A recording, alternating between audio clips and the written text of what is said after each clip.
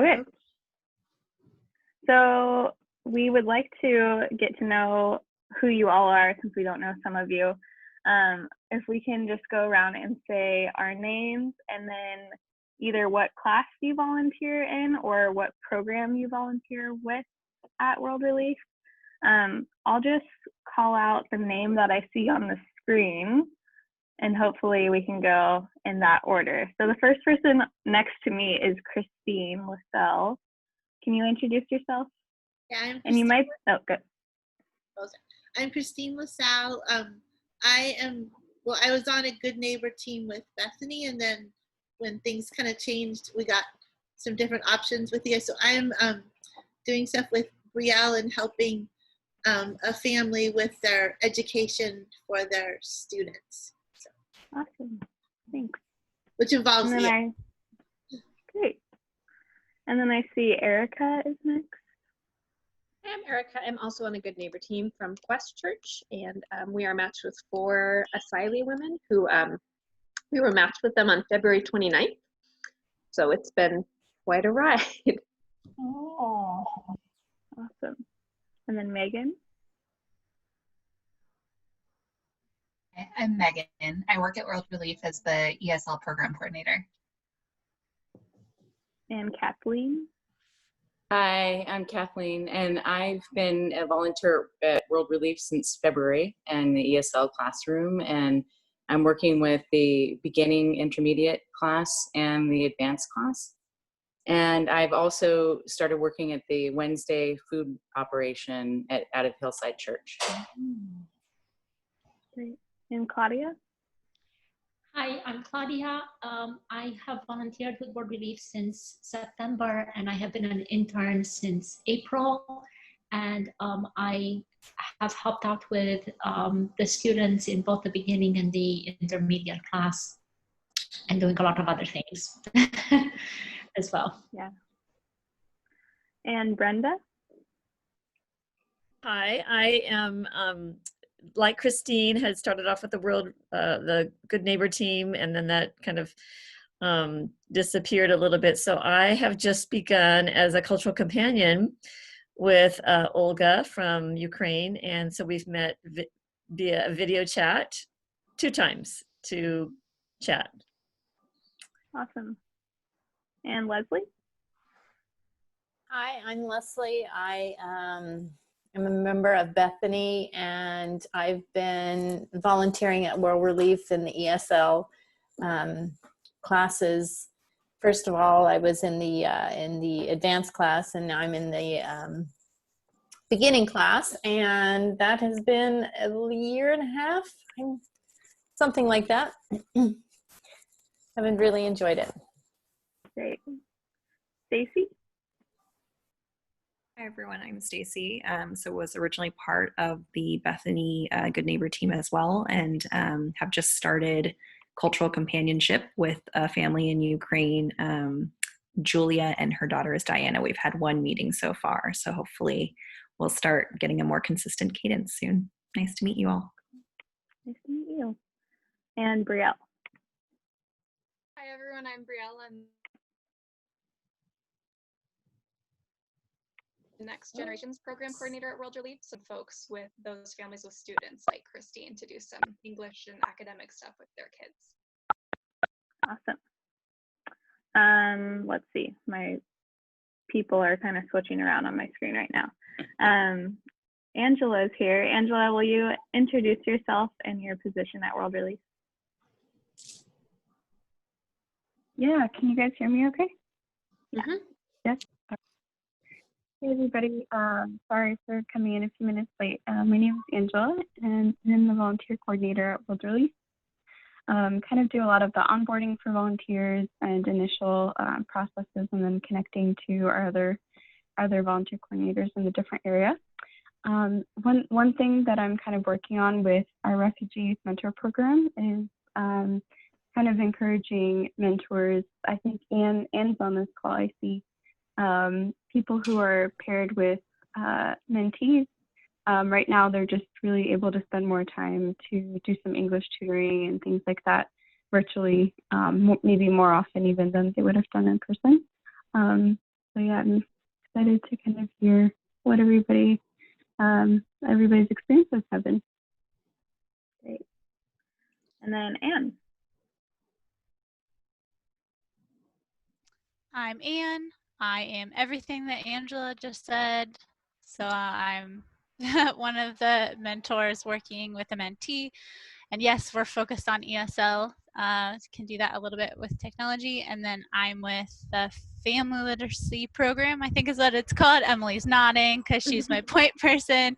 Her and the wonderful Hannah as we work with moms and kiddos. Awesome. And Denise? I'm Denise, and it's not lighting up, but okay, there it goes. I've been with World Relief maybe 2.5 years. I've worked with the ESL classes, and then most recently the family literacy, and also I've done cultural partnership. Cool. And Rachel?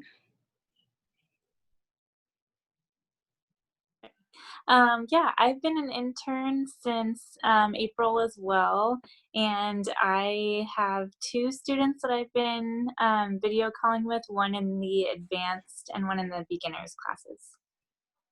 Great. And I think last is Deb. Hi, everybody. I'm Deb. I have been working with Emily and Hannah in the family literacy class ever since it began this year, and we've been doing virtual since March, April, I guess. And we've been doing some online conversation practices with the mums. And I also last year taught at the Refugee Summer Youth Camp. And we'll be doing that again this year. And we're doing virtual, so we're in the planning stages of that. Great, thanks. Okay, I think I got to everyone. I think so. Screen. Awesome. So I'll lead us into the next portion of this training. So a big part of this training is actually going to be just sharing stories and anecdotes. And so we're going to start off talking about what's been working with our current virtual tutoring and volunteering. And so Aubrey and I are actually going to share our experience and things that have been going well for us starting out, and what maybe hasn't been going so well. So this way we can kind of get an idea of how everyone's feeling with the current situation and with their volunteer position. So I guess I will start.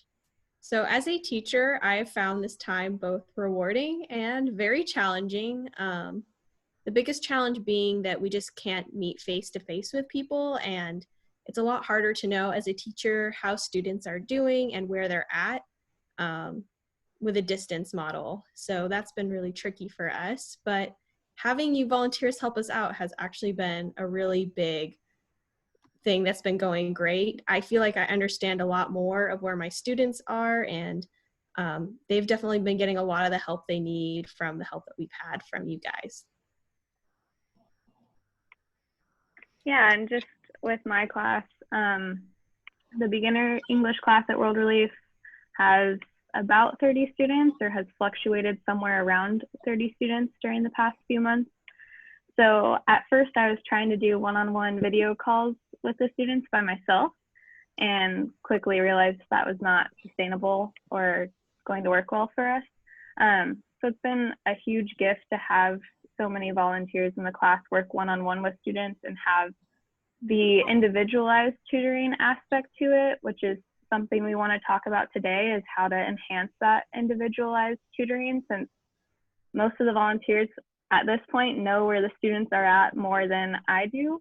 And also just having a friend and a personal connection while we're all so socially isolated has been such a big gift to the teachers and to our classes.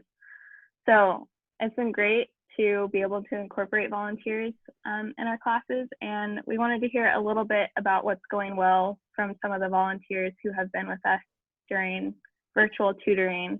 I talked to Kathleen and asked if she'd be willing to share a little bit about what's gone well. I don't know if you have a story or just a tip, but if you want to share a little bit about that, that would be great.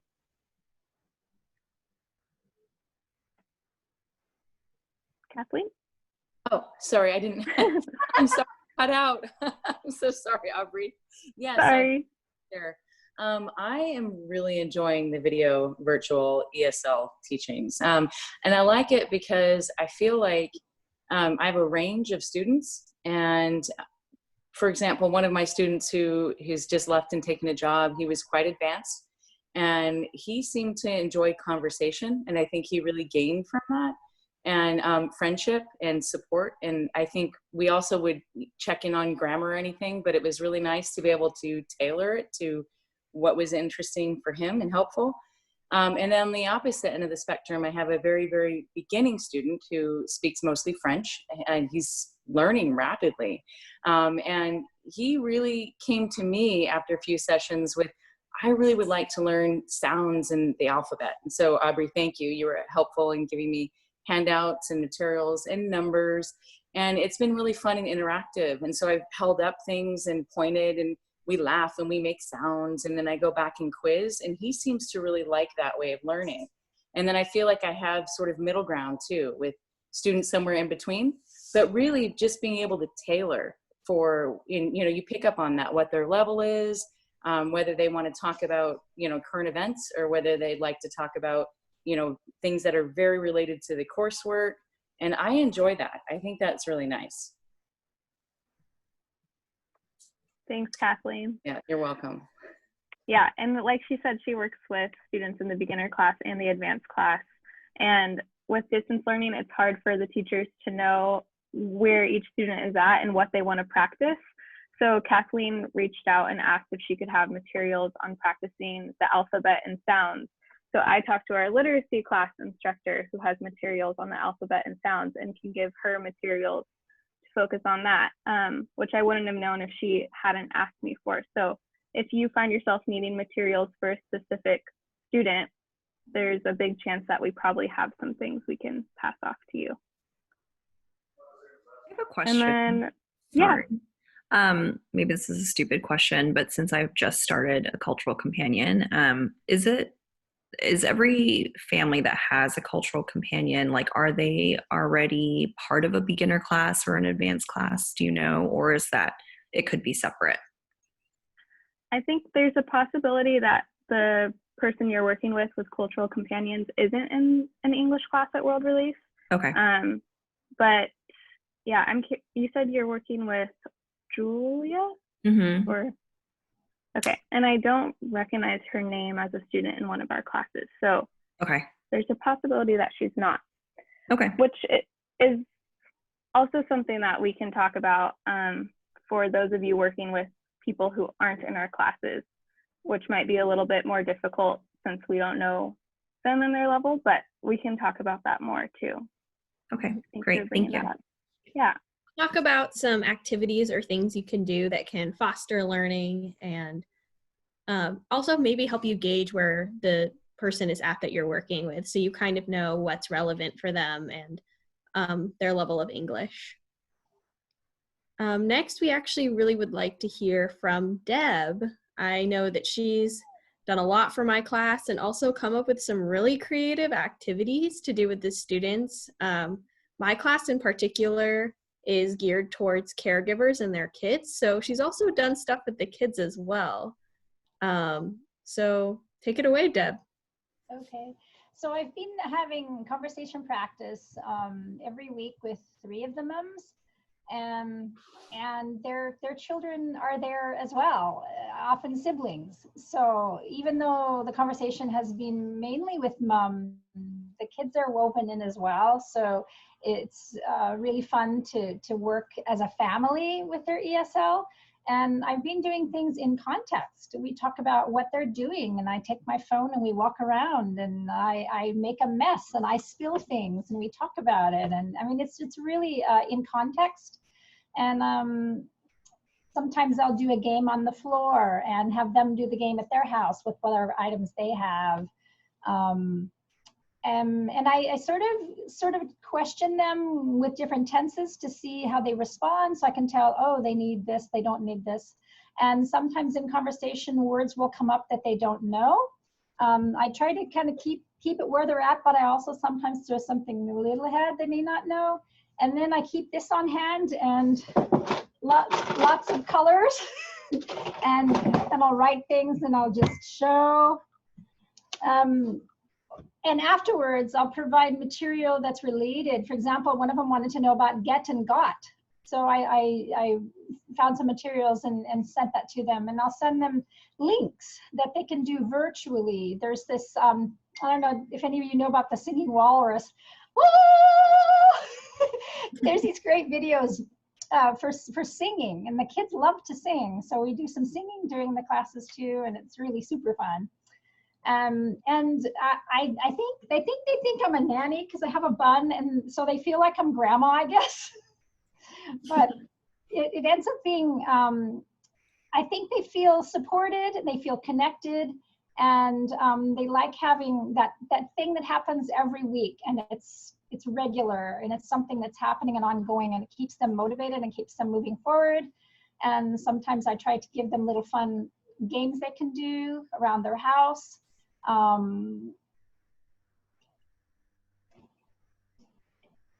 No, that's great. Thanks for sharing, Deb. Yeah, I saw an example of something Deb has done in the past. Was we were learning about directions, words like right, left, up and down, and she created a map on her floor with household objects and had the students follow kind of what she was doing, and they were kind of practicing directions with a map they had created. So you can really use anything to aid in your tutoring. And also, something else that Deb said is a big part of this is just the connection. So while the English is important and good, the real goal here is really just to be connecting with another person, because that's the most valuable part of this.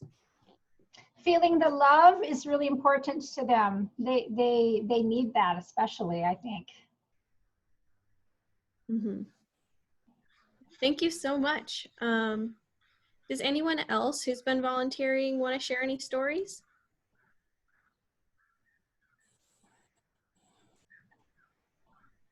Okay, if not, we're going to move on. So when we sent out our survey, we were trying to see what people maybe were struggling with, things that people maybe wanted some advice on. And so we have some of those topics set out, and we're going to slowly discuss them and see if we can offer some advice and also hear from you guys, since you also have a lot to offer. So one of the first things that we heard people having some trouble with is reaching and contacting the students, and then also sometimes the students not responding or turning up to the meetings late. So we have a couple of tips on this. So first, Aubrey and I wanted to tell you that if a student's not always being responsive, that first of all, that's not uncommon, and it happens to us too, and that we don't know what's going on in their life. And a lot of the times they have a lot going on at home. Sometimes it might be a child that checks their phone and they don't see the text message. So if you're messaging a student to set up a meeting, feel free to reach out to them in multiple ways and different methods too. So you might try texting them or sending a voice message instead of calling. That way they can listen to it over and over again, even trying multiple methods at a time. So they have a visual message as well as something they can listen to, especially if you have a student with lower English. They might have a certain skill that's easier for them. So maybe reading and listening over writing. So when trying to contact them, just thinking about the best way to make your message clear to them. Because sometimes setting up the meeting can be the most difficult part. Aubrey, did you have anything you want to add? Yeah, that was just a tip that I heard from an intern who is working with a student in my class with really low level English. Sometimes it can feel annoying to continually call your student to just schedule a video call. So she has sent video messages or has sent him videos in WhatsApp saying, "Hi, how are you? Would you like to talk next week at 1 o'clock on Wednesday?" And then it gives him the time to watch the video a couple times if he needs to see what's happening, and then can respond either via video message or a text. But I think I found with some of my lower level students that texting to scheduling doesn't work well for everyone. Calling repeatedly can be annoying. So you can try things like a voice message or a video message to make it more personal. And Emily had a good idea earlier too of maybe you can take a picture of a calendar or like screenshot a day on your calendar, circle the day and like write the time on the day and say, does this work for you for a video call? Just to provide another visual element rather than just text. So I don't know how many of you have had problems scheduling with students. If anyone else wants to speak to that, if you've found a good method that works for you, we would be open to hearing from you as well. Yeah, I had one mom who's low level, who has trouble, and what works for her is she'll record her voice and she leaves a message with me rather than texting back, and that seems to work for her. Mm-hmm. Yeah, that's awesome. And also, some students just are like solely relying on Google Translate to schedule things, and so to make it easier, sometimes I will translate my first message into their language so that they aren't doing all of the translating on their end. So if you don't have Google Translate, I'm sure most of you do, but it's a great tool and it provides some ease on the stress for like reading all this English and trying to schedule with your volunteer. And another tip I would give is if you are sending a message, don't send a big long paragraph, especially if a student is going to use a translating app. It's just going to get really confusing. So I'd break it up into small, simple sentences. It makes it just a little less overwhelming and easier for them to digest when they're reading through it. Yeah, that's something I've noticed can be really helpful. I don't know if you've ever used a translating app for yourself, but they're not always the most accurate. So keeping it simple means that your message is more likely to actually come across as you intended and not something completely different. But I would just encourage you to be patient. And if a student doesn't respond to you, don't take it personally, because again, it happens to a lot of us and we really don't know what's going on sometimes. So just make sure to keep that in mind. So another common problem that was brought up in our survey is technology, and technology can be so frustrating for us. And so I can't really imagine how frustrating it can be for someone who's trying to follow instructions not in their language. But we were going to talk about technology for us and how we can utilize it as volunteers. First, we encourage our volunteers to use WhatsApp as the means of communication between our students. That's where the teachers send out our online lessons, is on WhatsApp. And we just found that when we were transitioning from in-person classes to online classes, that the majority of students were familiar with WhatsApp or already had it. It's also not too difficult to teach if they don't have it. So that's where most of my class volunteers use or do their video calls on, is WhatsApp. But WhatsApp doesn't have a screen sharing option, I don't believe. I haven't figured it out. So someone in the survey brought up the difficulty of using Zoom to share documents. I have been using Zoom to share documents with students that I do one-on-one calls with. So I just wanted to do a quick screen share tutorial, because if you want to start incorporating some worksheets with your student in your video calls, you can try using Zoom and try going over some of the materials that we have with them. So I'm going to share my screen. It'll be a little bit like Inception for a second. Let's see. Okay, can you see my desktop? Okay, so I'm trying to make this a little bigger.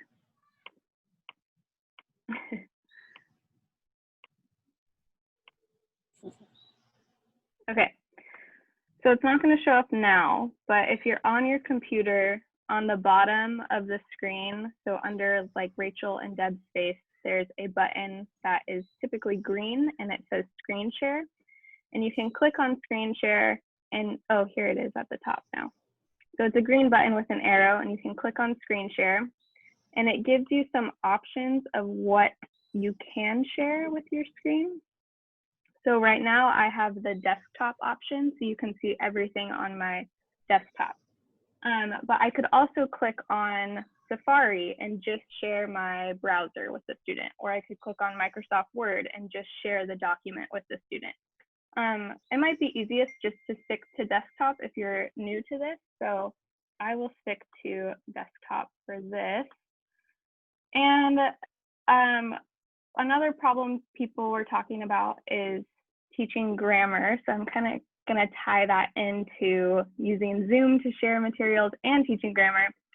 This is something that I have found has worked well with me and the student that I tutor individually. So, like I said, Emily and I have a bunch of materials that we can offer you if you find that your student really wants to focus on one particular subject matter. The student I work with really likes to focus on grammar. So when we do our video calls, I just have one grammar worksheet and I share my screen so that she can see the document. And I ask her, these are the example sentences, but I just highlight a sentence and ask her to read the sentence out loud. We go through the examples together, and then we just fill out the worksheet as if we were in person in the classroom working together. So since most of the English class lessons are done individually, the students don't get a ton of speaking practice. They're doing the lessons by themselves. So for this, I would have the student verbalize her answer and I would type her answer as she's speaking. So the instruction says change the sentences to negative. So I would say, Fiona, can you read this sentence? And then I would ask her to verbalize changing the sentence to negative.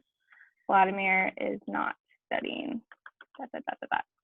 And then we would just work through a whole worksheet together. But like Kathleen mentioned and some other volunteers mentioned, some students don't want to do grammar, they just want to have conversation. But if you have a student who is tending to lean towards this, I think it's a great option. But that is the basics of screen sharing on Zoom. Does anyone have other, yeah, Christine? So are you saying that we can choose to use Zoom or WhatsApp for our contact? Yeah. Okay. Yeah, and most of the students are also familiar with Zoom. Emily's class does Zoom calls as a class twice a week, and then my class does Zoom calls once a week. I know that some of you don't work with students who are in our classes, but I think there might be tutorials on how to download Zoom in other languages that we could find for you if you need help with that. We were able to get all of our students that wanted to use Zoom, so it shouldn't be too difficult either. But yeah, WhatsApp is very simple for just the video, and then Zoom is a great alternative if you want to do the screen sharing. I have actually, in a very like unofficial, without maybe the terms that are most helpful, I have somewhat learned how to screen share on WhatsApp. And cool. I am very open to doing the research now in the back end to understand what I'm doing, maybe, so that I can type it up. Yeah. What ends up happening is I'll use like maybe a worksheet that I've downloaded, a PDF. I will screenshot it. I will send that image just like a normal photo. I will send that to the conversation, that we're just having, texting away.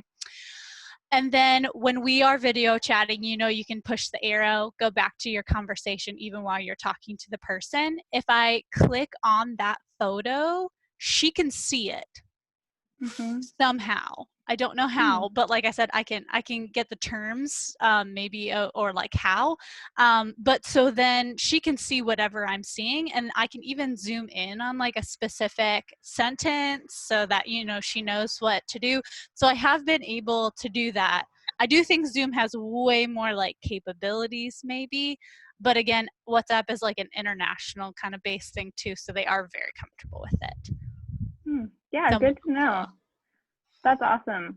I have done the thing where you send a picture in the messages, and while you're on the video call, you say, okay, look at the picture I just sent you in your message. And you can keep talking, but you're not seeing each other's face anymore. But I didn't know that you could do that. So that's very interesting.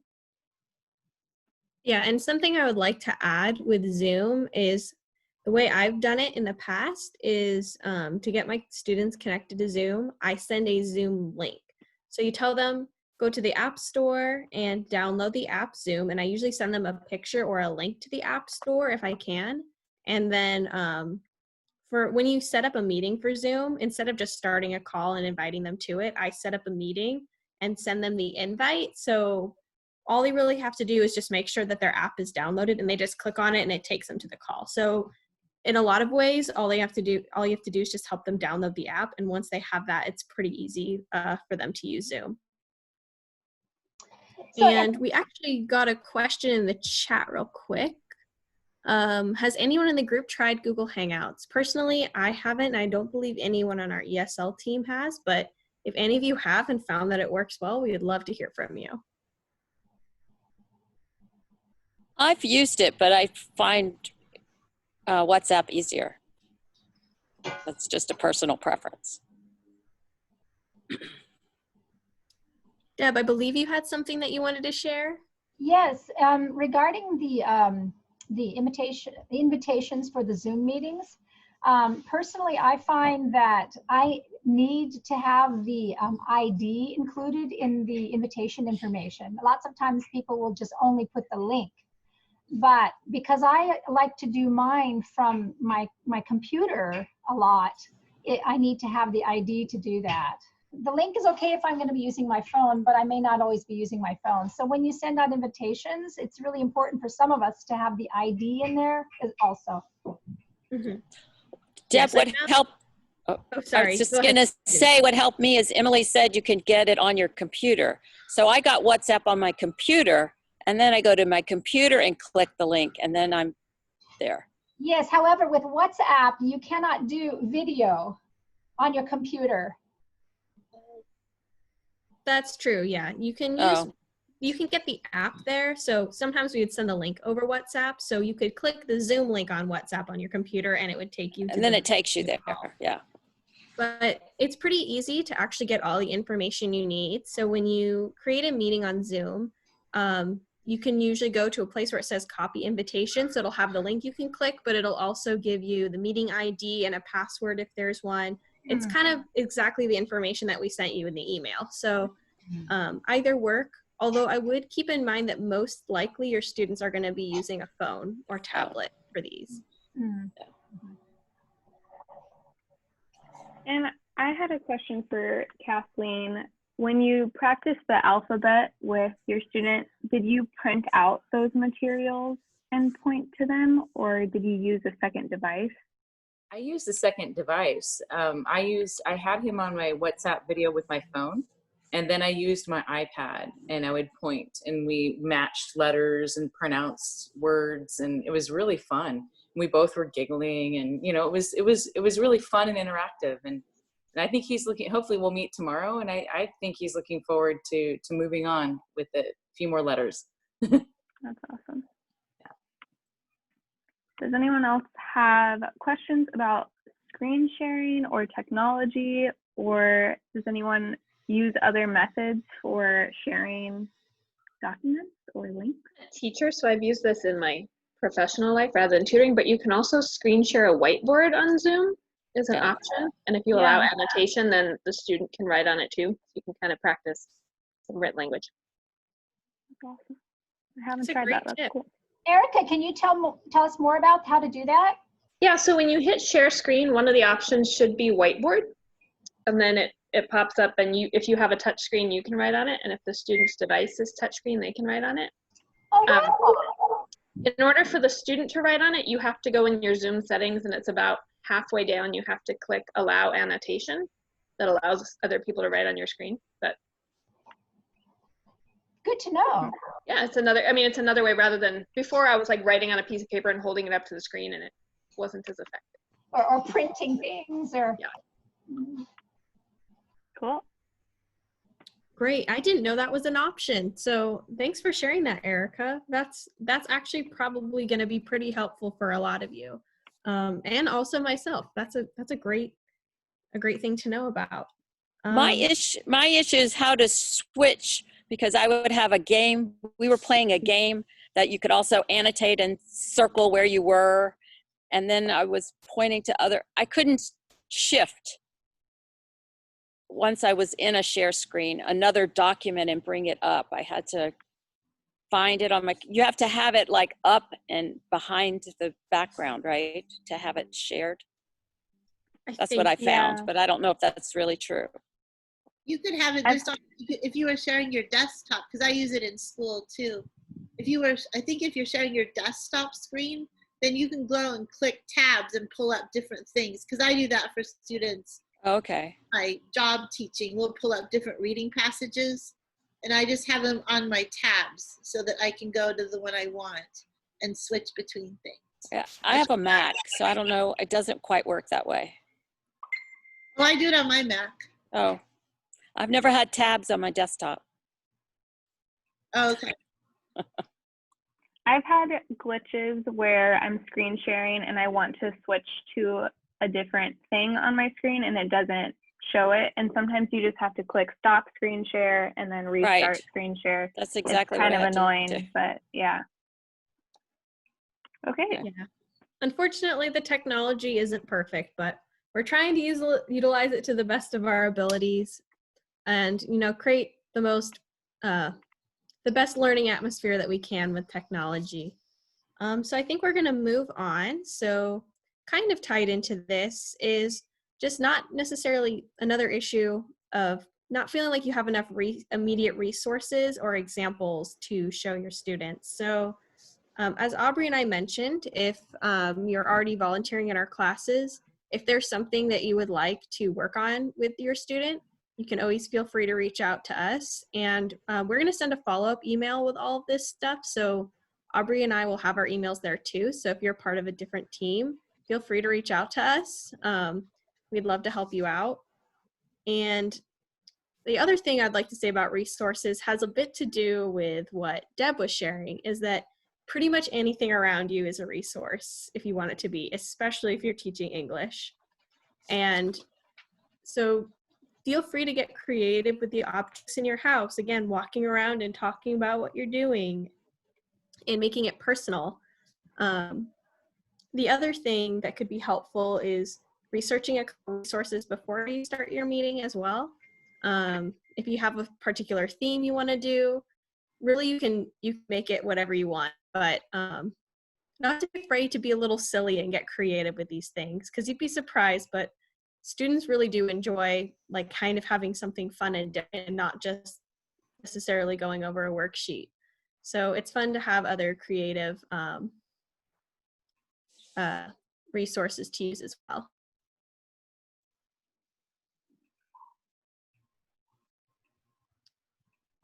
Let's see. Does anyone have anything they'd like to share about that, or something they've used, maybe something a little unconventional they've used in a tutoring session? This may be underlined, so what people have already shared. If I could do like an exclamation point while people are talking, I felt like you can tell my partner really wants conversation. I think she's just really lonely, but doesn't know a lot of English. And all of your emphasis on showing the word is just some, you get like in your rut and then you forget like obvious things, that you like should know to do.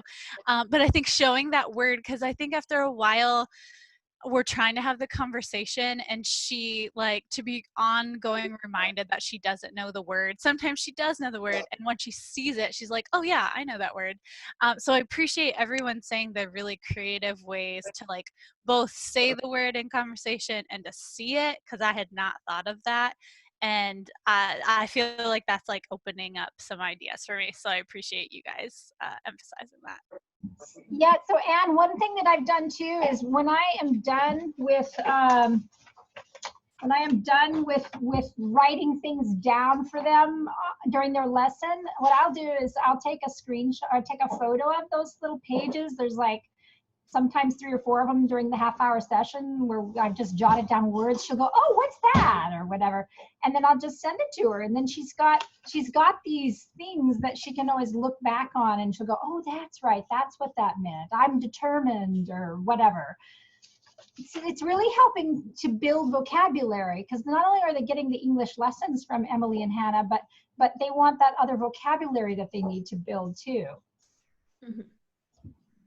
Yeah, sometimes it's nice to actually, if the students are willing, to let them lead a little bit on what they would like to learn, because sometimes there's a topic or something that we don't teach in class that they're really passionate about. And when you're learning language, you're more excited to learn about how to talk about the things you actually like to do. So if someone's doing something while they're on the call or you're walking around, and maybe just asking them about something that's in their space, and maybe talking about what the words are for those things, can actually be a fun, exciting way to practice English and feel relevant to them, and they're more likely to hold on to that. So kind of, it doesn't necessarily have to be an academic approach. Sometimes even just having a casual conversation, like, again, we're all feeling kind of isolated and lonely right now. Sometimes if the student's at a certain level, they might want to have a conversation with you. So that's also a great thing to do as well. So basically, for resources, the answer is anything can be your resource, and just to not be afraid to get creative with it. And don't be afraid to be silly. On a lot of our Zoom calls, to be fair, there's a lot of kids there, but even the adults really love the silly antics and some of the games and activities. And so yeah, just don't be afraid to try something a little different.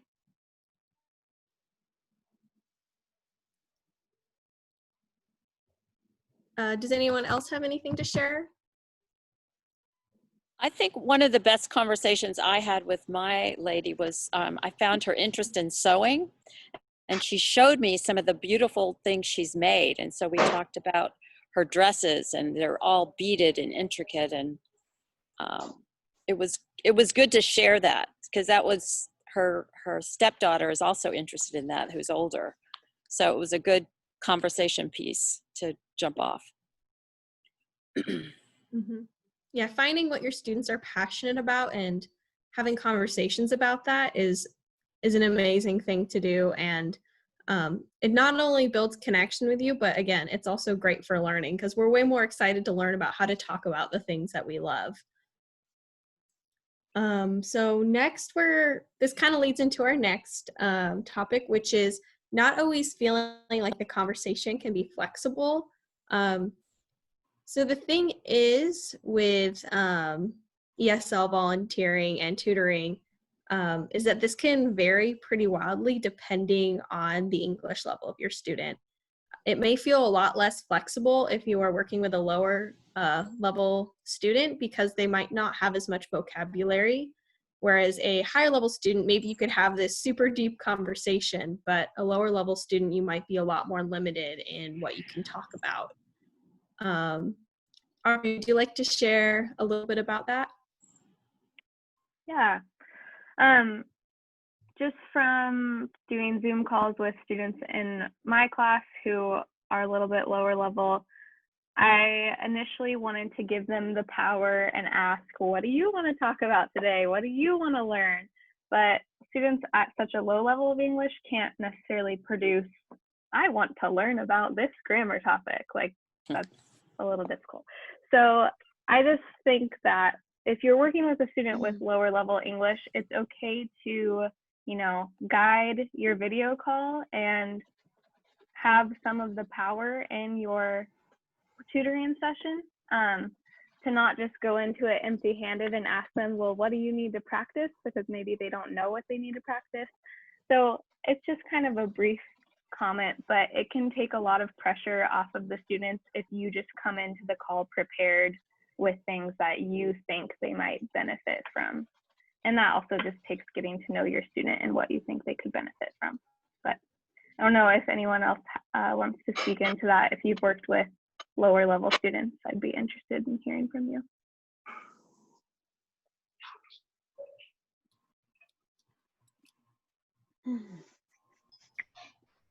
If not, it's okay.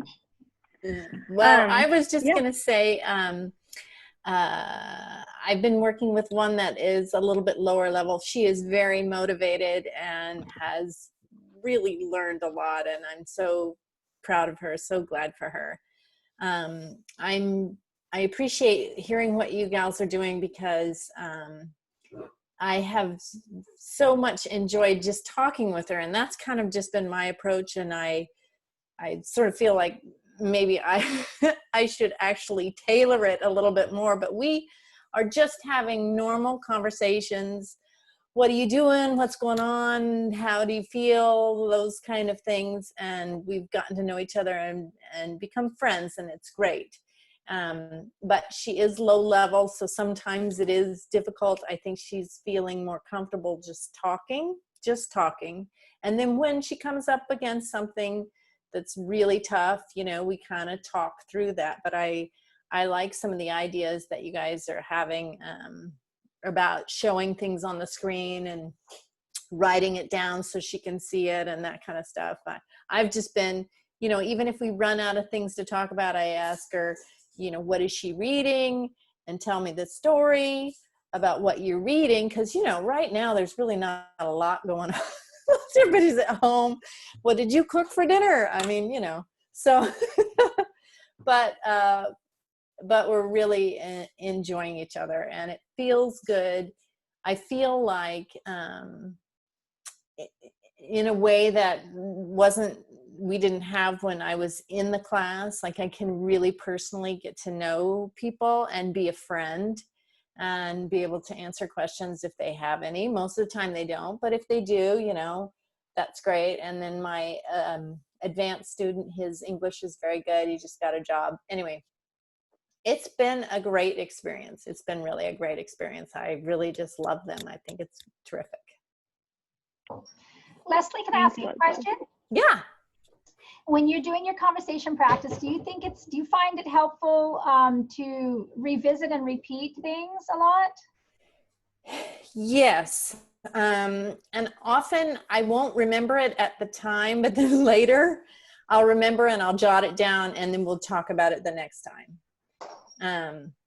And just kind of as a little bit of review, if I've noticed that they're saying something not quite right, you know, let's talk about this again, and then we might review it again the next time. But I haven't been showing things on the screen other than, you know, hey, what are you cooking? Well, here it is as a picture, or here, you know, whatever, that kind of thing. And we do walk around and look at stuff. But and I was curious, how long are you guys spending with your students? Because I've been spending about 45 minutes. Are you doing an hour or half an hour, or what are you doing? I'm asking everyone. Yeah. It varies. At the beginning, it was closer to half an hour, and now it's closer to an hour. It just depends. You know, as you get to know the student, you end up having more things to talk about. Yeah, Claudia, I found that too. Yeah, in the beginning it was tougher because, you know, you don't know each other very well. But then as trust builds, you can, you know, be able to talk longer. That's good. One thing that came up for me with my beginning student is that I found myself asking all of the questions during our conversation. And so one thing that I tried is to tell her ahead of time that she will need to ask me 3 or 4 questions. It doesn't matter what they are. She just needs to practice asking me those questions. So giving her a little bit of time to prepare and to think of things to ask really helped, so that we could have an exchange. We could go back and forth a little bit more rather than me just always asking the questions. And asking questions in English can be a tricky business. So I thought that would be good practice. So that's worked pretty well. Yeah, that's such a great a great tip, Claudia. Yeah, I do think going in, conversations are just a really great way to go. Sometimes it's nice to have stuff planned out if they maybe are having trouble with their homework or assignments to go over that with them. But I think one of the biggest resources that we have is just our lives and being vulnerable with the students. So especially for maybe the cultural companions, just, sharing your life. And right now we're kind of in our homes. And so that could look like walking around your house and showing some of the pictures you have up and talking about your kids or your family or your house. People really do like it when you share about your life. It does establish that trust in a relationship. And since we're looking a lot for connection right now, I think that that's just a really fun and beautiful thing. And also a great way to practice English. So, they might go, what's that piece of furniture? And you can tell them what it's called. There's just a lot of fun things around you and in your life that can start these conversations. And when it's less, in the beginning, you might be doing more of the work. You might be asking more questions or guiding the conversation a lot more. And I just wanted to say that that's okay. And since a lot of these students coming in, like if you figure you're a student and you have a tutor or a teacher, you're not thinking, how am I going to lead this? How am I going to say what I want to do? You're kind of going in hoping that this person is going to do that for you and kind of provide you some material. So if you're doing a lot of that work, that's completely okay. And I think that's actually a good thing. But I think something that Aubrey and I tried to stress in the beginning is that there's no complete right way to do this, and that a lot of it's going to depend on you and the student and your relationship and just what works best for you. For some people, that's reviewing assignments and going over stuff. For other people, it's just having a fun conversation or looking at pictures together. Because you can do that with low-level English. You can look at pictures and just talk about the words there, and things will kind of slowly piece together. Emily, one other fun thing that I've done too is I went and got some cards and stickers, and I actually snail mailed students cards. And they thought that was pretty cool. So that's an option we can do too. We can actually mail them things. Yeah, I would actually say that's a really great way to go. First of all, they love it. It's a really fun way to connect, but also what you can do is if you have certain activities you'd like to do and you don't know if they're necessarily going to have those materials, you can, send them a notebook and a pencil, maybe one that you have the same, and you can kind of make sure they have those materials. So sending little things like that. Also, that's a fun way to practice writing. Send them a little letter and maybe have them send you one back. Maybe send them some stamps with it so they can send you a letter back. But there's a lot of fun little creative things you can do. But yeah, that's a great idea, Deb. Another thing that I've done too is we've made Play-Doh together. At the same time, they'll be at their kitchen and I'll be at my kitchen, and we'll make something together at the same time and use the vocabulary. So doing shared activities brings about vocabulary and questions and interest and motivation, and it passes time and it's relevant. Mm-hmm. That's awesome. Something else oh, go ahead, Aubrey. I was just going to say, I know it's almost 6 o'clock, so you've been on the call for an hour and we want to respect your time if you have other things to do this evening. If you wanted to stay and continue sharing fun ideas, or if you have questions or concerns, then you should definitely stay. But I understand it's a weeknight and many of you might have things to do. So does anyone have other problems that they want to talk about? Concerns, questions? I do. Yeah. So I'm a cultural companion with Olga and her family, and she's been in the country since February, and they're not in any kind of language class. They had a little bit of English training before they left Ukraine. So our 2 meetings have been with her and a relative who's translating. And so I'm finding, and maybe one other person around, so I'm finding that it's not just me having a conversation with her, but there's their conversations. And can you speak a little bit to how to work with that? Because I feel like we're not really communicating it. Maybe she's learning about me through the interpreter. Is that okay? Then I can keep doing that, or her level, English level is really low. Just some thoughts or Yeah, guidance. that's difficult. So you're saying there's someone interpreting your conversation. Okay. I guess it just depends on what your goal of your phone call is. I've definitely had students, when we were teaching in class, I've had low-level students whose spouse, husband, family member would come in and just talk over them the whole time to interpret for them since they had higher English. And when we were in class, I would just ask that person to like sit farther away from the student so that I could be more one-on-one with them. I'm not sure about a video call, how you can appropriately ask the interpreter to give you space. But if your goal is conversation, maybe doing what Claudia suggested of texting that student in advance and asking, come up with 4 questions you want to ask me in English for our next video call, and then devote that time to only talking in English with that student. Maybe that's a starting point to give a preface before the video call. Good idea. Yeah. You could also to ask her if it's okay if you divide the time in half. Say half we translate, half we English only. So it's share. Yeah.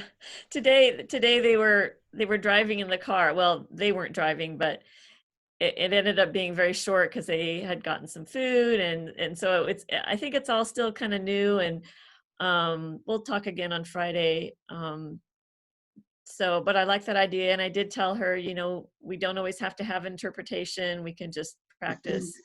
But I was just curious what your thoughts were, and because I just feel like I'm not really talking with her. So maybe we're getting to know each other, which maybe that's important initially. Otherwise it would just pretty much be a little bit one-sided. Or I could have her practice something that I say, and then, how are you today? I'm fine. Those kinds of things. Does she know there's an ESL class? I'm sure they do. I mean, they're connected with World Relief, but I don't know what that status is. I guess I could ask Jared, my contact there, and yeah. Brenda, create a place on her wall and have it be her word wall. And each time you have a conversation, add a word to it. And each time do something with those words. Oh, got it. Got it. I will mention, I worked a lot with an interpreter and with students. A lot of the times when we enroll for our classes, we use interpreters. It's a good way to get to know people in the beginning, and it's not all bad because it also does give them a chance to use like their native language and feel kind of more comfortable. Yeah. There might be some things that you can't get to know about each other with a low level of English. But something else I've noticed is sometimes people don't want to speak English with volunteers and stuff because they're nervous and they don't feel confident. Yeah.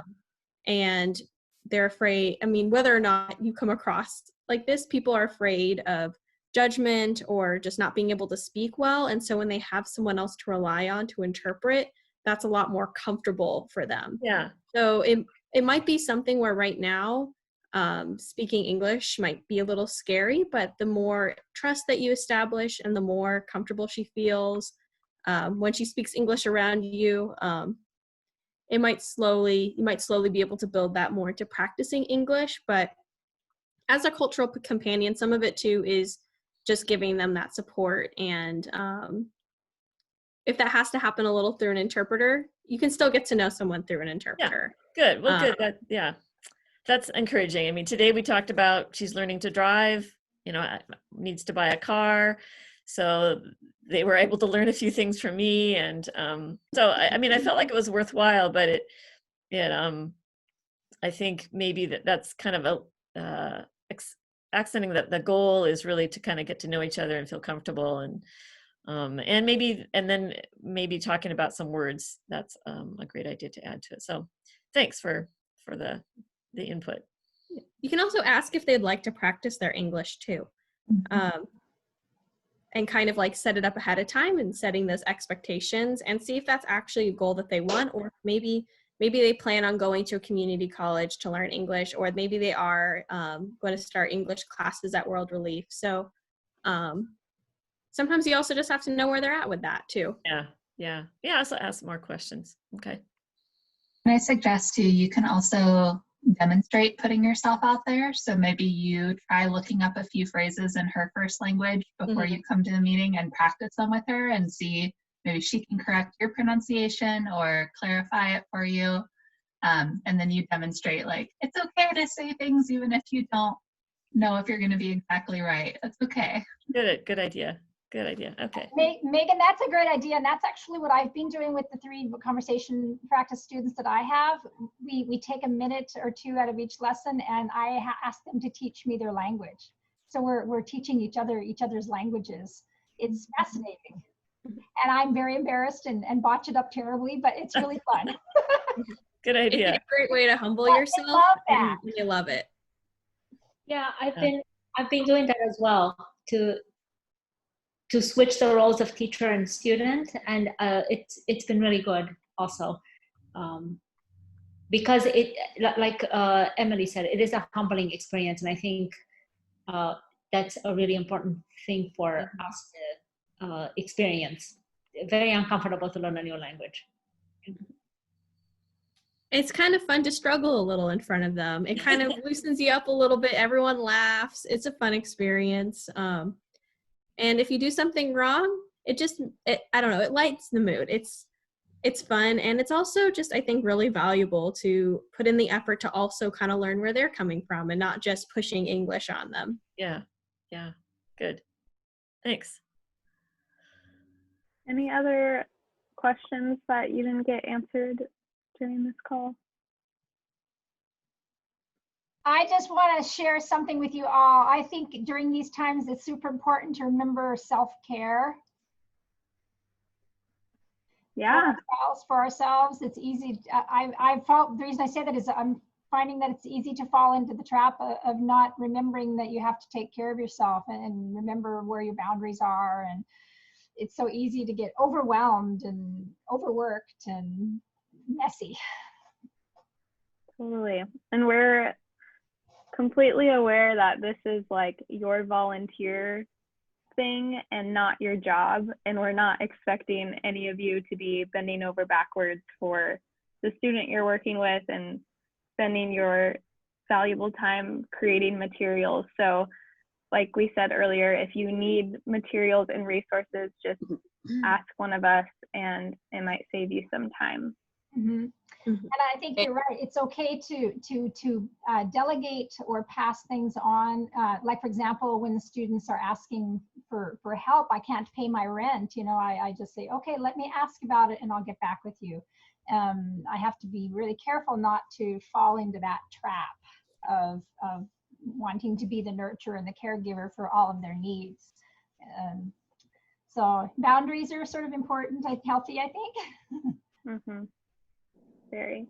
Yes, thanks for bringing that up, Deb. And if you ever do, this might happen occasionally, if a student does share some of their troubles with you and you feel like, I don't know what to do with this information, reach out to the person that you are volunteering through. So if you're volunteering with me and Aubrey, reach out to me and Aubrey, because we know maybe who their caseworker is, or we know the right connections, and we can take care of that for you. You don't have to deal with any of that. Just pass on the information to us and we'll find the right people. And for those of you who are cultural companions, reach out to Jared and he can do that as well. So just whoever you're volunteering through, like if you do come across a situation that's troubling or something, like them sharing something with you that you think that you need to tell someone about, please feel free to reach out.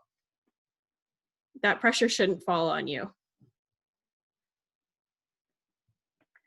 All right, everyone. Well, thank you for joining our mutual training and for sharing your thoughts. We really appreciate all that you've done for us so far and how much you are investing in the students or the participants at World Relief. It means a lot to us, and I know it means a lot to them, and I hope it means a lot to you too. So if you have other questions, you can shoot Emily or I an email, or Jared, and get our emails if you need that. But I hope you all have a great rest of your night. I love seeing everyone's faces. I know, it's so awesome.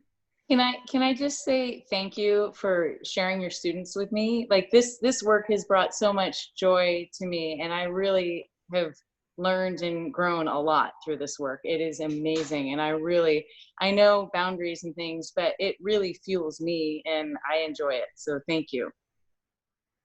Thank you, Kathleen. Yeah, and I just had one more thing to mention. Aubrey and I have taken some notes from this meeting, and we're going to send kind of our big takeaways out in a big email to everyone. So if anyone either wasn't able to join this meeting, or if you'd like something to look back on for all this information that we gave out, we're going to send an email with all of that. And we've also been recording this meeting, so we'll send that out as well. Terrific. All right. Thank you. Thank you all. Thanks for joining. Bye. Bye. Thank you. Bye-bye.